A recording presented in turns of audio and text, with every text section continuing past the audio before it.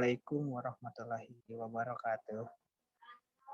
Kami di sini akan mempresentasikan hasil diskusi kami yaitu tentang jurnal komunikasi antar budaya antara masyarakat Syiah Nurut Sakolain dan masyarakat Sunni Semarang. Sebelumnya, saya akan memperkenalkan diri. Nama saya Ridwan Antonio dan ini rekan saya Vini Indriani. Langsung aja ke materi pertama yang akan disampaikan oleh Teh Vini Indriani. Baik, di sini ada kajian teori. Yang pertama komunikasi. Yang pertama pengertian komunikasi. Komunikasi berasal dari bahasa Latin.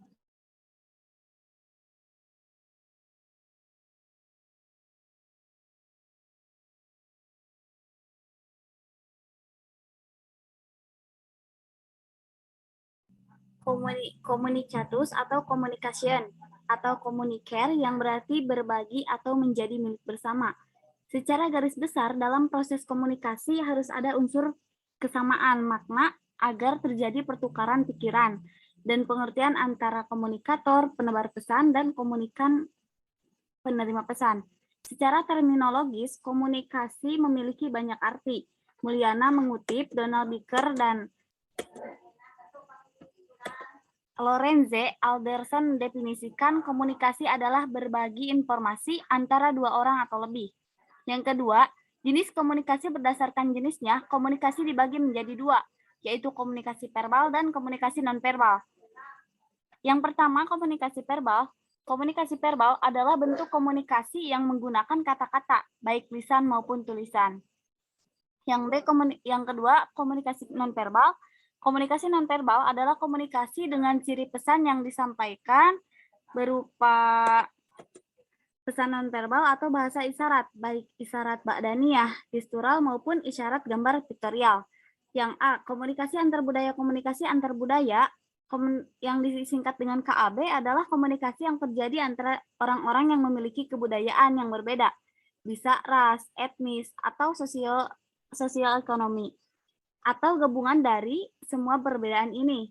Nah, sebagai Alo Liliweri mengatakan, KAB sebagai interaksi dan komunikasi antar pribadi yang dilakukan oleh beberapa orang yang dimiliki latar belakang kebudayaan yang berbeda. Nah, yang B, kelompok agama dan prasangka sosial hidup berkelompok merupakan sifat bawaan manusia. Dengan berkelompok akan terjadi tukar-menukar informasi dan pengalaman yang akan saling mempengaruhi di antara anggotanya. Kelompok agama merupakan salah satu kelompok sosial, sebagaimana dikatakan Asmafiyah bahwa kelompok sosial adalah kesatuan sosial yang terdiri atas dua atau lebih individu yang telah mengadakan interaksi sosial, yang terdapat pembagian tugas, struktur, dan norma-norma tertentu yang khas bagi kesatuan sosial tersebut.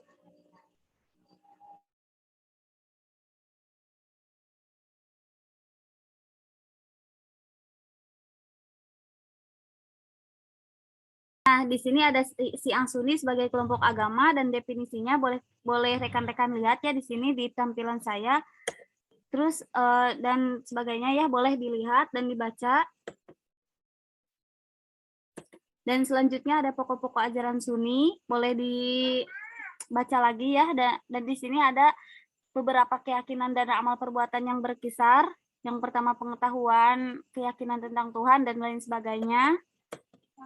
Dan di sini ada gambaran umum masyarakat Kota Semarang. Kota Semarang sendiri letaknya di mana itu boleh dilihat ya di sini.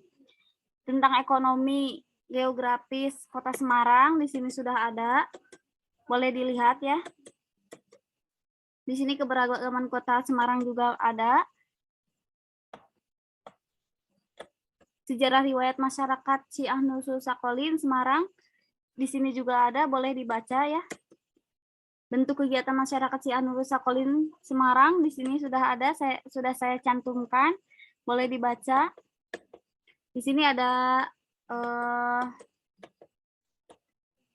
berbagai ini ya pengertiannya. Adapun di sini analisis nilai pemersatu masyarakat Syiah Nurul Sakolain masyarakat Sunni Semarang boleh dilihat ya. Faktor kelola faktor dalam terjadinya komunikasi dan sikap kekeluargaan antara masyarakat Syiah Nurul Sakolain dan masyarakat Sunni Semarang di sini sudah ada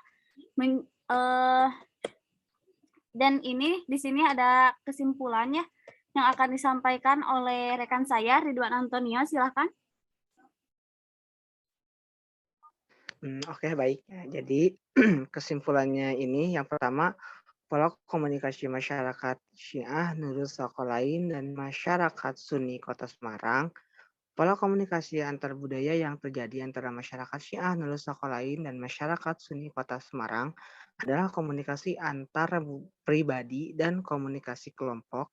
Dalam komunikasi antar pribadi, hubungan antar kedua kelompok itu berjalan dengan baik. Masyarakat Nurul Sakolain tidak menutup diri dari kelompok lain. Boleh dilanjut, Teh.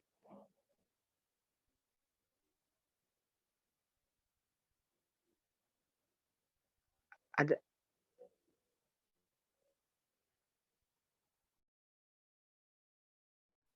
Nah, langsung ini ke sarannya ya. Sarannya itu yang pertama, sebagai warga masyarakat yang heterogen, maka hendaknya setiap warga harus memiliki sikap saling menghormati dan menghargai pada setiap perbedaan yang ada. Janganlah perbedaan-perbedaan itu menjadi penghalang bagi kita untuk berkomunikasi. Justru dengan berkomunikasi akan menghilangkan perbedaan-perbedaan yang ada.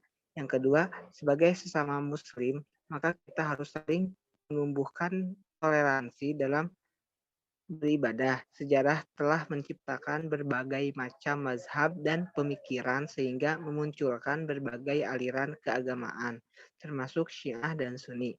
Maka biarkanlah kelompok-kelompok itu hidup dalam tradisinya masing-masing.